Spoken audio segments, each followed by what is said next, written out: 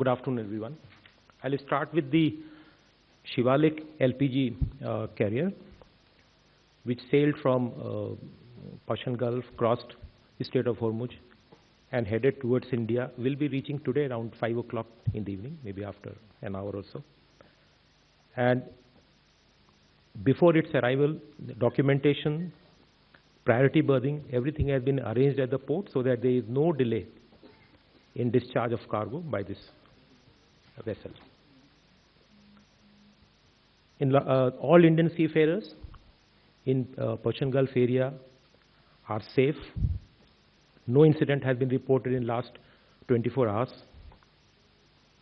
And we are in the ministry and in the DG shipping, we are keeping continuous watch on the situation. We are in touch with each vessel and its crew. 22 vessels, as was reported on Saturday also. 22 Indian flag vessels with 611 Indian seafarers remain in the west of the Strait of Hormuz in Persian Gulf. And DG Shipping continues to closely monitor the situation in coordination with ship owners, the recruitment and service licensee, and Indian missions in the region.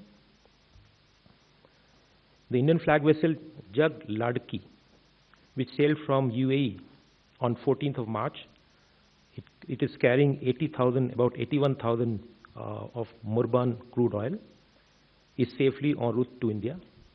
And it has this vessel, and all Indian seafarers are on board are safe. They'll be reaching tomorrow at Mundra port. Since the activation of DG Shipping Control Room, the Directorate has, in the past 48 hours, I'm giving figure for the last 48 hours, about 310 calls and about 600 emails have been received. And in the last 24 hours, just a breakup of this number, in the last 24 hours, the number has been 53 calls and about 150 emails. The DG Shipping, as regulator of maritime sector of India, has facilitated safe repatriation of 286 Indian seafarers from the Gulf region so far. And this includes 33 sea repatriations in the last 48 hours. And in the past 24 hours, the number has been 10 repatriations from various airports and regional locations across the Gulf region.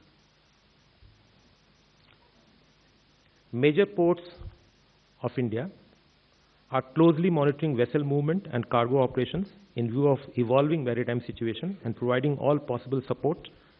Some of the measures, the relief measures through policy and through initiatives of the ports, I have already narrated in the earlier briefings. One example I'll cite today. They are maintaining close coordination with the customs and other stakeholders to facilitate resolution of operational issues. For example, the Jawaharlal Nehru Port is providing temporary storage of laden containers destined for Middle East as transshipment containers. And that port has also provided 100% rebate on ground rent or dwell time charges and about 80% rebate on reefer container plug-in charges up to 15 days for containers originating from GNPA. Approximately 2,600 containers have been shipped to the Middle East during the last 5 days from this port. Today also I had a review with all the ports, all major ports, and some of the stakeholders, including the EXIM associations, groups. And what I learned from that, there is no congestion has been reported at any major port. And export-bound containers at GNPA have reduced from 5,600 to 3,900, which I stated earlier. The ports are also providing safe anchorage areas for loaded vessels bound for the Gulf that are currently unable to transit due to the prevailing situation. And also an interministerial group has been constituted under the Directorate General of Shipping with members from customs, ports, and other stakeholders. And the ministry continues to closely monitor the evolving maritime situation in coordination with the Ministry of External Affairs, Indian missions abroad, shipping companies, and other maritime stakeholders. This is in order to ensure the safety and welfare of Indian seafarers while maintaining continuity of maritime trade and port operations. Thank you. राजनीति हो या cricket, देश विदेश की breaking हो या आपके मोहल्ले की बड़ी खबर, सब मिलेगा एक ही ऐप में, सबसे तेज और भरोसेमंद। अभी डाउनलोड करें दैनिक भास्कर डिजिटल।